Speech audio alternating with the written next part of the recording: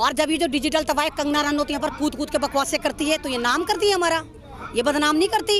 ये 2 कौड़े की औरत, टके टक्कर पर बिकने वाली औरत हमारे भारत को, हमारे भारत के किसान को देशद्रोही बोलती है, हमारे महाराष्ट्र को पाकिस्तान से मिलाती, तो वो बेइज्जती नहीं होती हमारी दुनिया में? तो दोहरा मापदंड बंद करें। अगर मियाँ खलीफा ने करा तो वो उसका पर्सनल मैटर था, रिहाना ने करा इंसानियत के लिए करा, आतंकवाद के लिए नहीं करा। रिहाना ने सिर्फ ये कहा कि कोई किसानों की बात क्यों नहीं करता, तो इतनी मिर्चें क्यों फिर? वो तो बेचारे रविन्द्रनाथ टैगोर बनने चले थे, वो बात अलग है कि बलात्कारी आसाराम बाबू बन बैठे। 19-20 का भी मामला नहीं हुआ, 101% आसाराम बाबू लग रहे हैं बलात्कारी, है ना। और वहाँ पर जाकर बंगाल में झूठ का जनरेटर धुआं छोड़ रहा है मोदी, हम ये करेंगे, हम वो करेंगे। अबे उत्तराखंड में तो देख ले क्या हो गया, वहाँ तो जाकर कुछ कर ले। वहां पर झूठ का जनरेटर है ये मोदी जो है, और धुआं छोड़ रहा है कि हम बंगाल के लिए ये करेंगे वो करेंगे। तो ये ड्रामेबाजी है और कुछ नहीं है। इसके आंसू भी ऐसे ही हैं जैसे फिल्म एक्टर करती है ना, ग्लिसरीन लगाया रोना शुरू कर दिया। तो ये एक तरह का जोकर बंदा है जो हमें मदारी टाइप का है, जो भारत की जनता को बेवकूफ बनाता। लेकिन अब नहीं बनेंगे, सब जाग गए। तो सचिन भी वो ना अपने आप को भगवान समझने लगा, लोगों ने उसको ऐसा भगवान भगवान कहा कि वो सचमुच का भगवान समझने लगा। नहीं तो भगवान बनाने वाले कौन है? आप और हम लोग हैं, और जमीन पे उतारने वाले भी आप और हम लोग हैं। औकात याद तो दिला दी, जैसे वो गफलत से जागा, बीजेपी ने उसके लात मारी, चल मेरे लिए ट्वीट कर, तो क्या करा? लोग सचिन पे कागज पोत रहे हैं, सचिन के पुतले जला रहे हैं, उसके पोस्टर जला रहे हैं। तो सचिन तुझे जिसने भगवान बनाया था उसने तुझे जमीन में भी मिला दिया, तेरे पोस्टर की राख बना के यूं उड़ा दी, यूं।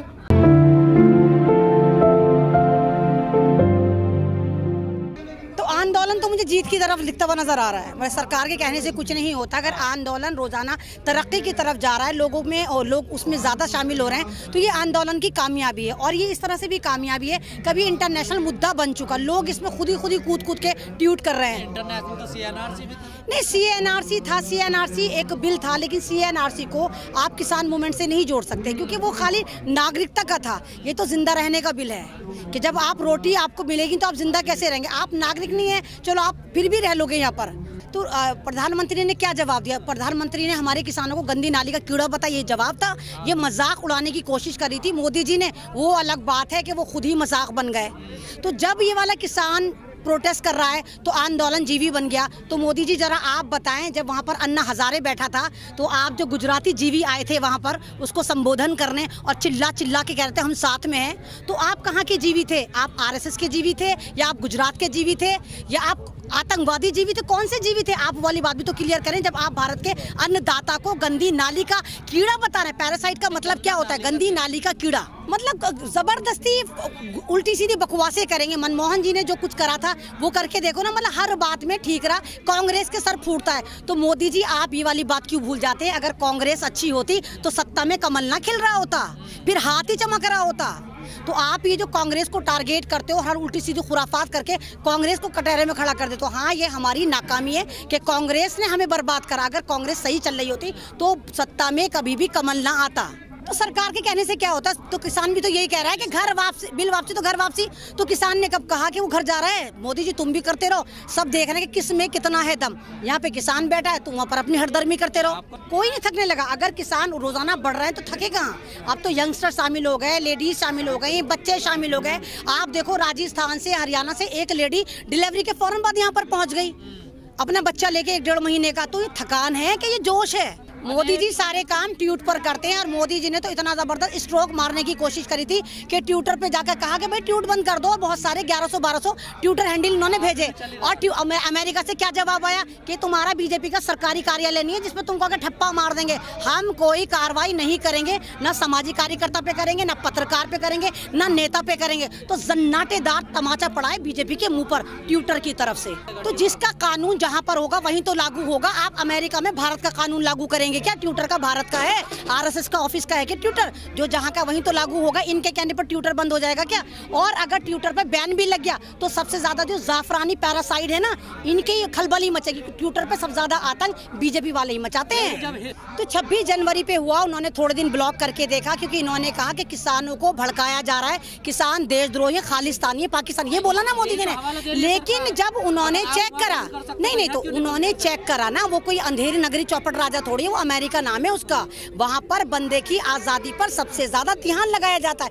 उन्होंने देखा तो उन्हें कुछ भी ऐसा नहीं मिला। और 26 जनवरी आप कर रहे हैं, आपको नहीं मालूम कि 26 जनवरी पर दीप सिद्धू किसका आदमी था? कौन था दीप सिद्धू? बीजेपी का आदमी था। मोदी जी के साथ चाय पी रहा था, अमित शाह के साथ पपिया झपिया पा रहा था, सनी देओल के साथ था। तो वो तो खुद बीजेपी का आदमी था जो दीप सिद्धू था, जिसने तांडव मचाया था। हम भी खालिस्तानी है ना भाई, हम सरदार हैं, खालिस्तानी टैग हो रहे तो हम भी टैग हो जाए, हम भी खालिस्तानी हैं।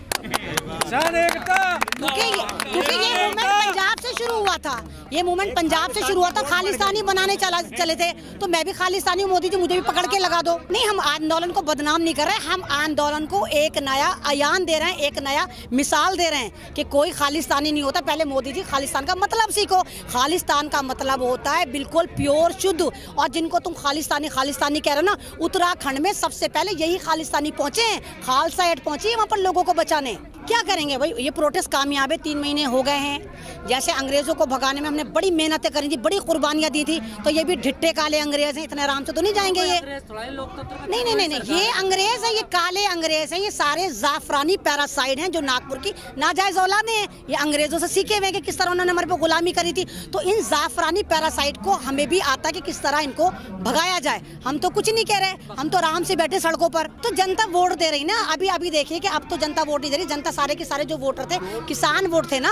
अब एक देखिए, आप ये देखिए, कोई भारत का एक किसान थोड़ी है, सिर्फ पंजाबी किसान थोड़ी होता है। 95 करोड़ किसान हैं भारत में जो खेती किसानी से जुड़े हुए हैं। अगर 95 करोड़ का मत्था घूम गया, मीटर घूम गया या फ्यूज उड़ गया तो बीजेपी कहाँ गई, कमल कहाँ गया, कोई याद नहीं रखेगा उसको। ऐसा होगा। आप नेगेटिव बात मत करिए, आप होगा, लोग कह रहे हैं। अब आपने टकैत साहब को पैरासाइट बता दिया, आपने कह दिया टकैत साहब राजनीति कर रहे हैं। आप इस चक्कर में किसी भी तरह गाजीपुर का मूवमेंट खत्म कर दें ताकि बाद में आप सिंगू बॉर्डर को आराम से खालिस्तानी बता दें, तो ऐसा नहीं होगा। ये तमाम लोग जज्बे से बैठे हैं, इस वक्त जमीन बचा रहे हैं लोग। ये भी तो सच्चाई है, 1 महीने भूल जाती है सब कुछ।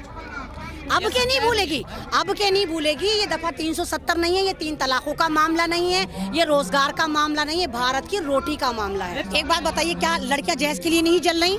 बहुत जलती हैं। बाल विवाह नहीं हो रहा, जाकर देखिए जयपुर में नहीं होता, राजस्थान में। तो सिर्फ फर्जी बनाए। आपने कहा था बेटी बचाओ बेटी पढ़ाओ, बेटियां बची, कोई कदम नहीं उठाया। बीजेपी सिर्फ मलाई खाती, कुछ नहीं करती है। जो बिल ऑलरेडी लगे रहते हैं, अपनी सत्ता में आने के बाद उनको नोटिफाई कर देती है और कहती है हमने करा। इसने सिवाय बर्बादी के कुछ नहीं करा। गाय, गोबर, मंदिर, मस्जिद, तीर, त्रिशूल, तलवार, यह है बीजेपी का विकास। इसके अलावा कुछ